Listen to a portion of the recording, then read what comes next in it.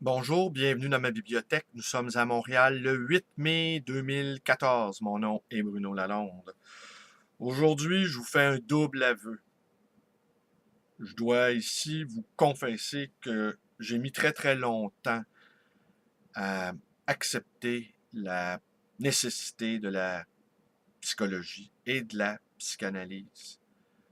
Ayant été un enfant de la protection de la jeunesse, j'ai été sous la loi de cette protection-là de 15 à 18 ans. Et très tôt, j'ai rencontré des psychologues. J'en ai rencontré toute une batterie.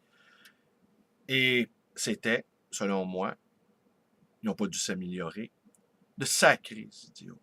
Des incultes, ils m'offraient des recettes psychopathes. Ils me parlaient comme si j'étais un demeuré. Moi qui, à 15 ans, avais déjà lu tout Dostoïevski, me faire parler comme si j'étais un taré me rendait fou d'exaspération. Et en plus, les blessures qui étaient les miennes étaient si puissantes que je ne pouvais m'y attarder.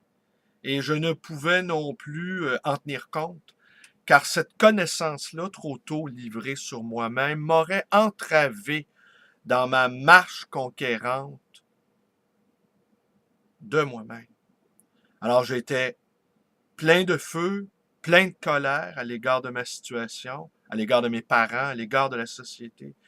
Et cette colère-là m'était nécessaire. Par la suite, j'ai rencontré tout le long de ma vie un paquet de gens tout aussi en colère que moi, mais domestiqués, domptés, dominés, incapables de faire face à cette colère-là, juste, justifiée, à cette sainte colère, comme on le sait.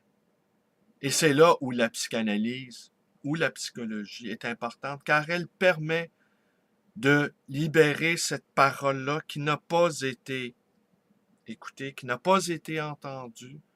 Et derrière les mots de la plainte, derrière les mots de la souffrance, il y a une colère justifiée. Mais moi, je n'ai eu personne à qui me confier. Je n'ai pas rencontré de ces oreilles bienveillantes et intelligentes. Et il a fallu que je me débrouille tout seul. Ça a été probablement plus long parce qu'en plus, je déniais l'existence de l'inconscient. Je refusais cette idée-là. Je refusais que le poids du passé, de ma propre vie, de ma famille, et ça peut remonter jusqu'à 6 générations, semble-t-il, les blessures familiales. Je refusais que ce qui m'apparaissait comme étant des chaînes soit accroché après mes pieds sur le chemin de ma propre vie.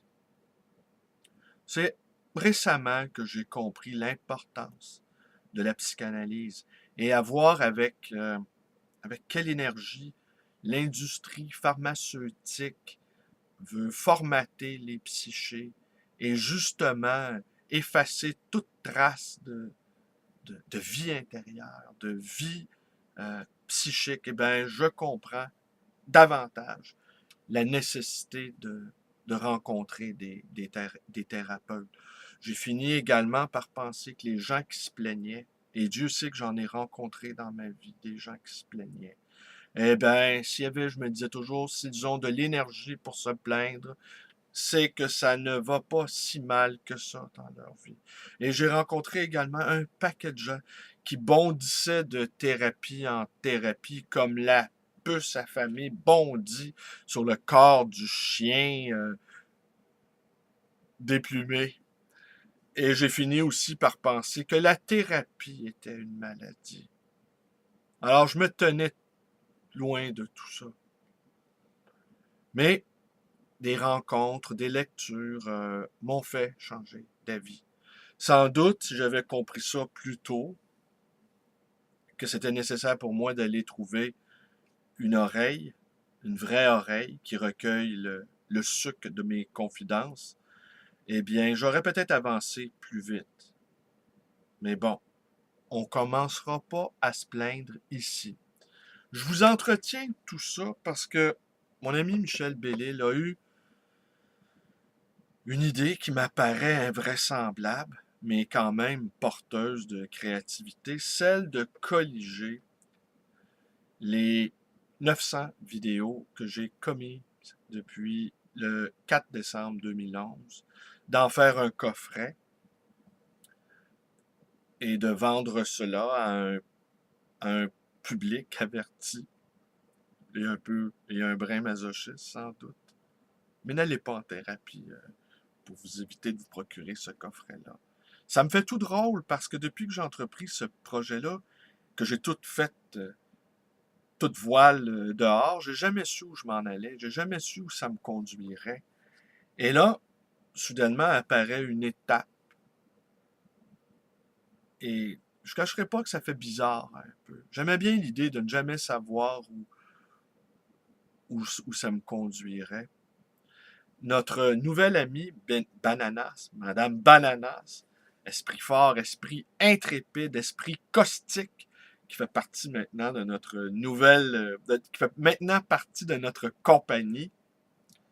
Elle est des nôtres, cet esprit caustique. Eh bien, m'a suggéré peut-être que l'idée de Michel lui avait été inspirée par ceci, un coffret qu'a réalisé l'écrivain Pacôme Tillman, que je n'ai pas encore eu le temps de regarder, que je vais faire, mais ce coffret-là m'a été offert pour mon anniversaire par Michel. Je vous montre ici la justification du tirage. L'objet est magnifique et on va sans doute, en tout cas on va essayer, non, essayer c'est échouer, on va faire un objet aussi magnifique avec photos, avec livret explicatif. Et ça va ressembler au fond à quelque chose que Montaigne sans doute n'aurait pas récusé. Montaigne qui préférait parler plutôt qu'écrire. Il écrivait faute d'avoir une oreille à ses côtés. Comme beaucoup de gens lisent la poésie plutôt que faute de faire l'amour. L'idéal, c'est de faire l'amour en récitant des poèmes. Bon, on ne dira rien ici. Alors, ça va représenter plus de 9 jours d'enregistrement où on pourra m'entendre sans relâche, 24 heures sur 24.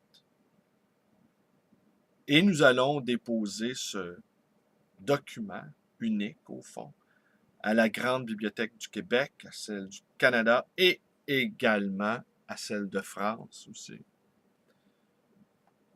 Alors, c'est une idée incroyable de Michel. Alors voilà, on a le choix dans la vie, soit on finit coffré, soit on finit dans un coffret, soit on finit dans un coffre de char.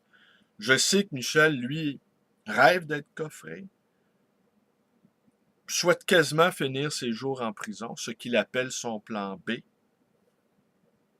Loger, nourri, baiser. Et pour lui, la prison représente la liberté. Il ne cesse de le proclamer. Et puis dans ce monde qui est devenu une vaste prison où il ne nous reste plus que la liberté intérieure, il n'y a peut-être pas tard. Mais là, il y a une question d'affinité aussi, sexuelle. Pour moi, me retrouver en prison serait l'horreur absolue. Sans doute, je croquerais une capsule de cyanure pour empêcher de m'y retrouver. Et si je m'y retrouvais, sans doute, je me convertirais à l'islam, ainsi dans ma cellule avec mon compagnon musulman, nous tournerions notre tapis de prière vers la Mecque et nous prierions pour notre salut. Ça serait mieux que de me retrouver sous la douche avec le sosie de Casetta, un des chefs rockers. Encore oublié son prénom. Que je ne pas aussi, c'est la 4e fois que j'enregistre cette vidéo-là. Alors, je vous remercie d'être avec moi en espérant que ça marche. Si vous l'écoutez, c'est que ça a marché. Alors voilà, je ne sais pas quand ça va paraître, sans doute au début 2015 ou peut-être à la fin 2014. On a décidé qu'on ferait un coffret de 999, donc il reste une centaine de jours pour franchir ce premier objectif. On a le titre tout trouvé, ça va être Bonjour, bienvenue dans ma bibliothèque. Nous sommes à Montréal, mon nom est Bruno Lalonde. Portez-vous bien.